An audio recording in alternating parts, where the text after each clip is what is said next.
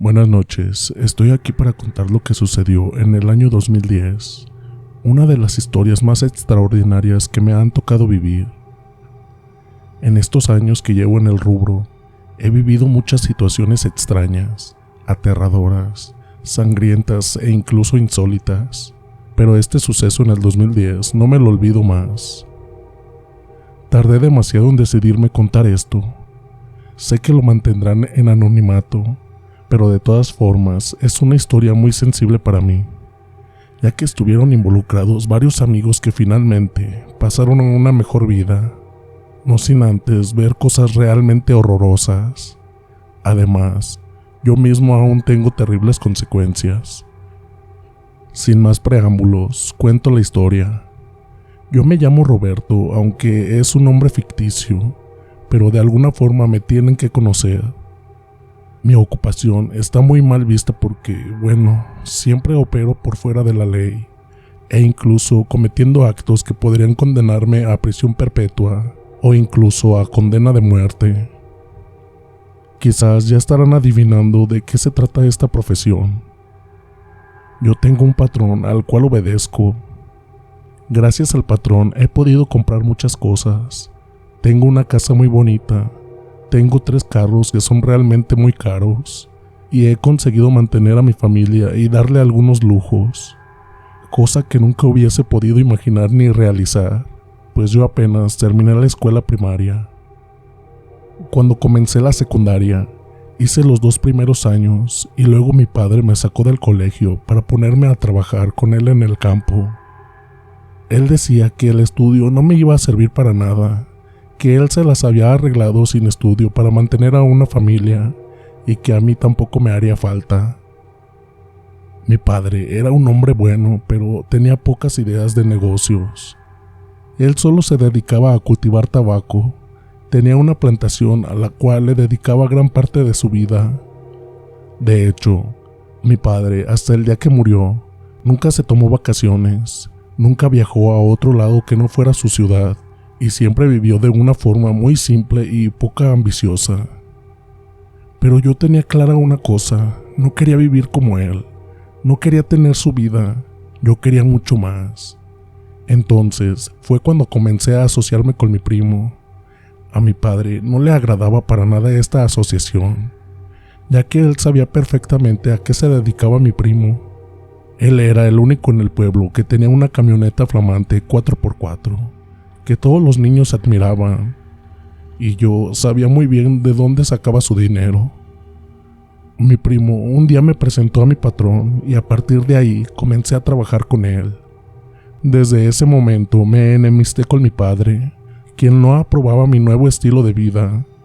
Él decía que no había criado a asesinos y sicarios, que prefería que yo llevase una vida humilde pero honrada. Yo no estaba de acuerdo con él y prefería alejarme de su casa y de su protección paterna. Consideraba que mi profesión, si bien violenta y sanguinaria, era bastante honesta. Por lo menos yo no estafaba a nadie ni robaba a nadie, solo me limitaba a cumplir con los pedidos de mi jefe. Al principio eran cosas bastante simples como entregar paquetes o llevar mensajes, pero luego, a medida que fui ganando su confianza, él me hizo otro tipo de encargos, que eran los que realmente pagaban y los que a mí me interesaban. Tenía 15 años cuando maté a mi primer hombre. Mi primo me ayudó, lo recuerdo perfectamente bien, pues uno siempre recuerda su primera muerte. Era un hombre de unos 60 años que vivía solo en una casita bastante humilde. Él había pedido prestado a mi patrón, pero luego nunca le devolvió el dinero. Mi patrón le envió varias advertencias hasta que finalmente se cansó y nos mandó a mi primo y a mí para liquidar la deuda.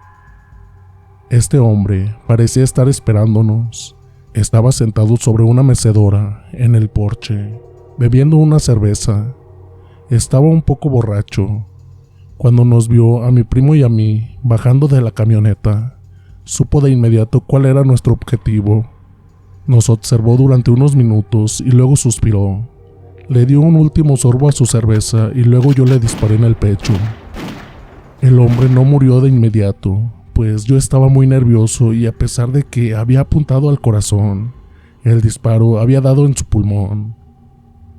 El hombre comenzó a respirar con dificultad porque, sin dudas, yo le había perforado el pulmón. Mi primo me dijo que volviera a dispararle, pero a mí me impresionó la forma en que este hombre respiraba. Emitía un silbido y me miraba con unos ojos desorbitados. Se le había caído la lata de cerveza que se había derramado sobre el piso del porche, oscureciendo la madera. El hombre movía sus piernas desesperadamente en busca de oxígeno y se había aferrado al apoyabrazos del sillón con unas manos que parecían garras. Se estaba poniendo azul. Mi primo me dijo varias veces que volviera a dispararle, pero yo había quedado paralizado. Entonces, mi primo terminó con el asunto, dándole otro disparo, pero en la cabeza. Sé que la imagen de aquel hombre me quedará grabada por el resto de mi vida. No sentía compasión por él, pues después de todo, él se lo había buscado al no pagarle el dinero a mi jefe. Pero sí me impresionó su mirada de resignación e incluso de alivio, como si hubiese esperado su muerte durante largo tiempo. Bueno, ese tipo de cosas son anécdotas propias de alguien que se dedica a lo mío y creo que me desvié un poco del tema.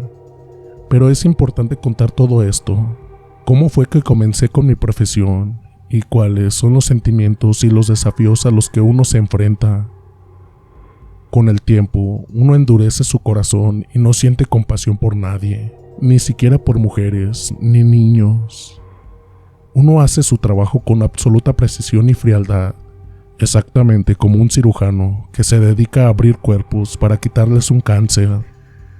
Mi primo escaló muy rápido y yo también iba avanzando muy rápido en la carrera, pero mi primo siempre fue el preferido de mi patrón. Yo nunca sentí celos por él, pues sabía que él era mejor, el más desalmado de todos, el más despiadado, haciendo su trabajo con una precisión inigualable y también era implacable. Fue por eso que con el tiempo mi primo y yo dejamos de vernos, pero no porque nos lleváramos mal, sino simplemente porque él fue ascendiendo y asignado a otro territorio bastante lejos del mío. Entonces, dejamos de contactarnos con tanta frecuencia. Recién tuve noticias de él en ese año en el que cambió todo. En el año 2010, mi patrón me llamó pidiéndome que fuera a ver a mi primo, que estaba internado en un hospital. Cuando me dijo eso, temí lo peor. Pensé que mi primo estaba agonizando y que mi patrón, al saber lo mucho que yo lo quería, me estaba dando una oportunidad de despedirme de él. Pero cuando le pregunté sobre lo que había ocurrido, el patrón me sorprendió diciéndome que él no sabía muy bien, que todo había sido muy sorpresivo y que él estaba investigando para tomar cartas en el asunto. Según lo que pude entender, el patrón había perdido a dos de sus más valiosos hombres y su preferido, mi primo, había quedado internado en un hospital en Sinaloa. Entonces le dije a mi patrón que no se preocupara, que yo iría a investigar sobre lo que había ocurrido. Ese mismo día partí rumbo al hospital. El viaje duró cerca de 2 horas. Cuando llegué, eran cerca de las 4 de la tarde de un día frío de invierno. Mi primo estaba alojado en el segundo piso, según me dijeron las enfermeras. Al principio se negaron a dejarme pasar, pero luego yo les hice saber de una forma sutil quién era y para quién trabajaba.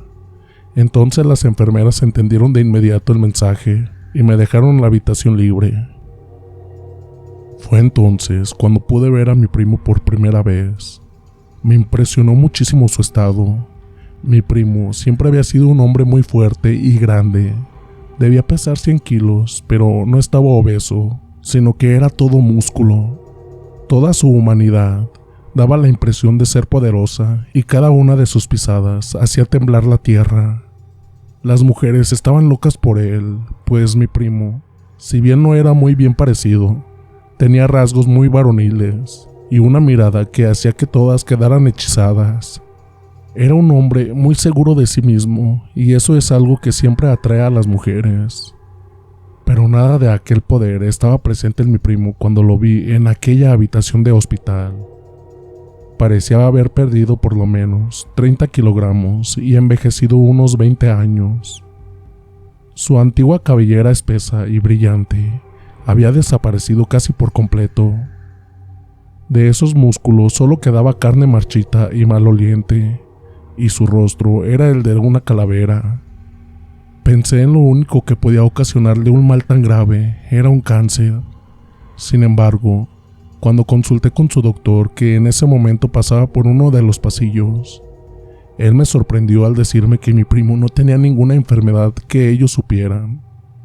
En el hospital ya habían hecho todo tipo de estudios y mi primo tenía todo el cuerpo en orden. Sin embargo, ellos sospechaban que el origen de sus males estaba en su cabeza, es decir, era algo psíquico. Le pregunté al médico cómo era que había llegado ahí y quién lo trajo. El médico estaba obviamente nervioso, pues sabía quién era yo, o al menos a lo que me dedicaba. Temía dar información que podía ser delicada. Sin embargo, yo lo calmé diciéndole que si cooperaba conmigo no le sucedería nada. Entonces, el médico contó que mi primo había llegado una noche, hacía 3 días atrás, cubierto de sangre y diciendo cosas incoherentes mientras se arrancaba los pelos de la cabeza. Estaba muy débil y se arrastraba por el pasillo del hospital. Las enfermeras lo vieron y lo ingresaron al hospital. Pensaron que era un vagabundo, pero entonces alguien les hizo llegar dinero para solventar los gastos médicos. El médico solo sabía que mi primo había llegado desde un monte cercano al pueblo junto con otros 2 hombres que habían fallecido en el camino. No sabía mucho más que eso, aunque estaba seguro de que mi primo había experimentado un shock muy grande que lo habían dejado con graves dolencias mentales que se habían trasladado a la parte física. Al escuchar esto, yo no podía creerlo, pues sabía que mi primo era muy fuerte mentalmente, nada lo amedrentaba. No podía imaginar qué era lo que había ocasionado aquella crisis emocional. Una vez obtenida la información, le pedí al médico que me dejara solo con mi primo. El pobre doctor asintió aliviado y se alejó rápidamente de la habitación. Fue entonces que me senté en la cama junto a mi primo, que parecía dormitar, aunque tenía los ojos abiertos. Su pecho subía y bajaba rápidamente, respiraba con cortos jadeos y su cuerpo estaba cubierto de sudor frío. Cuando lo llamé por su nombre, al principio no respondió. Luego repetí su nombre y él giró sus ojos lentamente hacia mí. Juro que en ese momento casi di un grito, porque pensé que me estaba mirando un cadáver viviente. Tenía los ojos inyectados en sangre y la esclerótica de un color amarillo enfermizo. Le pregunté qué era lo que había ocurrido. Entonces, mi primo comenzó a respirar todavía más rápido. Parecía que quería decirme algo. Luego su mirada giró un poco y ya no me miraba a mí, sino a algo que estaba por detrás de mis hombros. Acostumbrado yo a estar siempre alerta, me moví rápidamente y miré hacia atrás mientras sacaba un cuchillo de mi cinturón, pues creí que había un intruso en la habitación.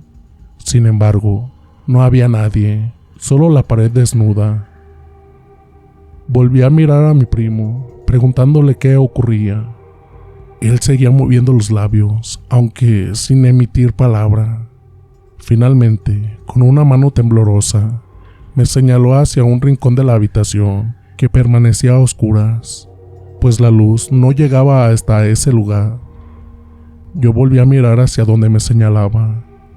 En un principio no vi nada, pero luego me pareció que una figura comenzaba a recortarse en la oscuridad. Era como la de una mujer que estaba agazapada en ese rincón, e incluso pude verle durante unos segundos sus ojos, que tenían una cierta cualidad brillosa como la de los gatos. Me incorporé rápidamente de la silla y avancé hacia aquel rincón dispuesto a atacar a la intrusa, pero entonces algo extraño sucedió.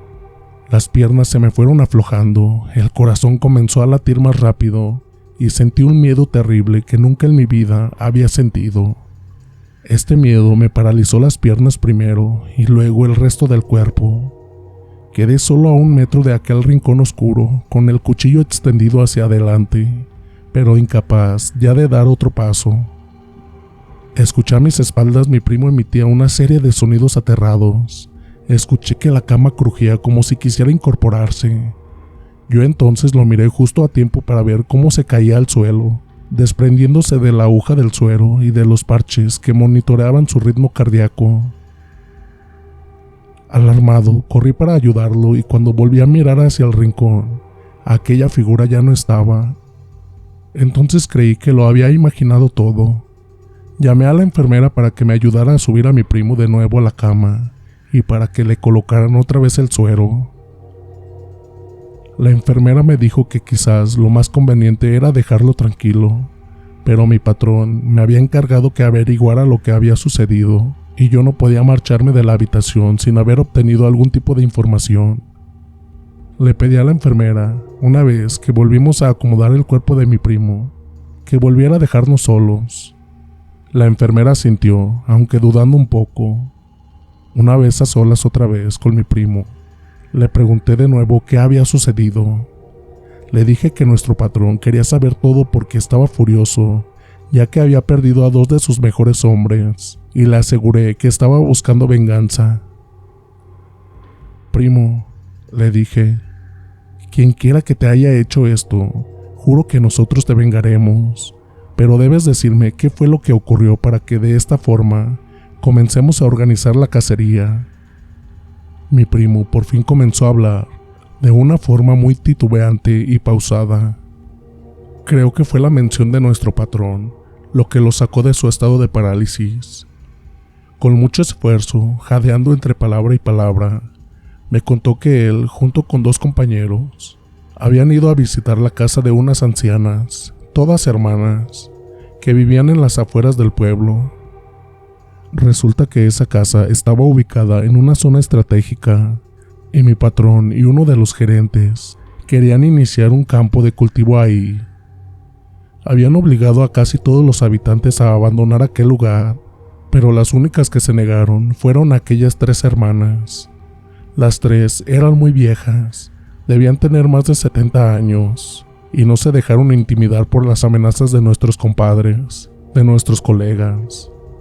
Fue entonces que mi primo, junto con los otros 2 asistentes, fueron a la casa de aquellas mujeres para quitarlas a la fuerza de la propiedad. Pero entonces algo ocurrió.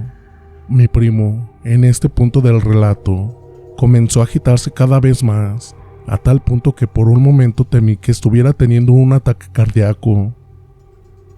Mientras contaba esto, sus ojos se humedecieron y se llenaron de terror, como si el solo hecho de recordar aquel episodio lo indujera a un pánico absoluto.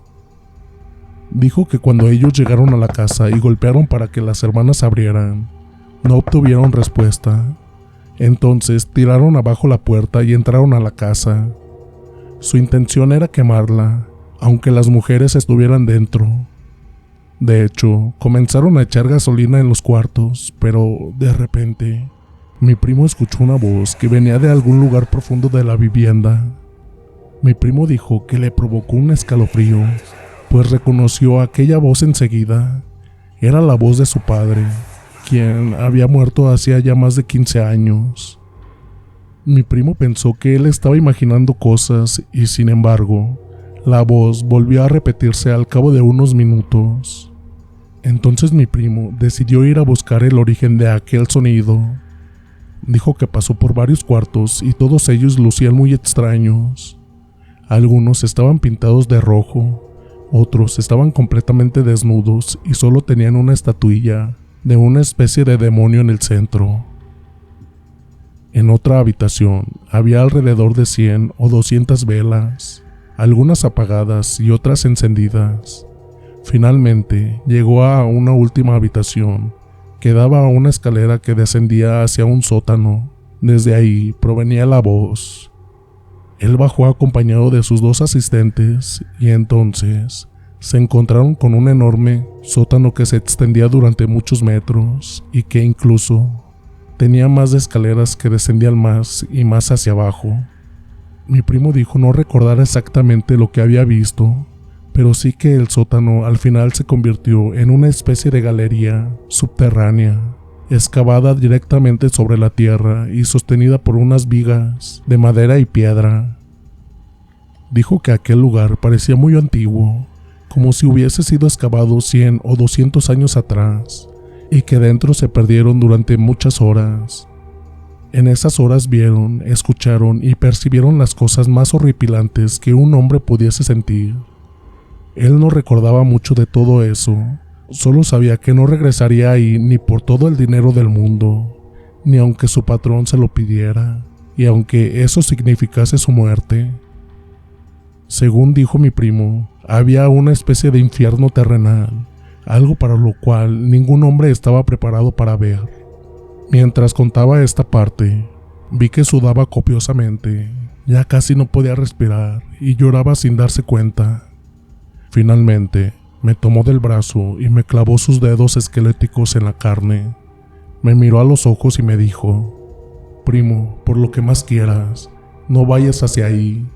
Envía a otros, pero tú no vayas, aunque te lo pida el patrón. Créeme que te arrepentirás toda tu vida si vas a aquella casa. Los horrores que habitan ahí, lo que el patrón podría hacer enojado, no es nada en comparación con los horrores que habitan ahí». Este fue el relato que me contó mi primo aquella tarde en el hospital, mientras el sol caía y la luz se iba de la ventana. Luego, él puso los ojos en blanco y su cuerpo se convulsionó. Comenzó a sacudirse sobre la cama dando saltos increíbles. De su boca salió una espuma blanca y su boca se abrió en un grito de dolor mudo. Yo llamé desesperado a las enfermeras, quienes se apresuraron a socorrerlo. Al cabo de unos minutos también llegó el médico y yo salí de la habitación, pues me había puesto bastante nervioso. Escuché desde el otro lado de la puerta que mi primo emitía una serie de sonidos agonizantes, mientras el médico daba indicaciones desesperadas a las enfermeras. Finalmente se produjo un silencio prolongado y al cabo de unos 15 minutos el médico salió. Estaba agitado y despeinado y su miedo se traslucía en su cara. «Lo lamento», dijo tragando saliva. «Su compañero acaba de morir».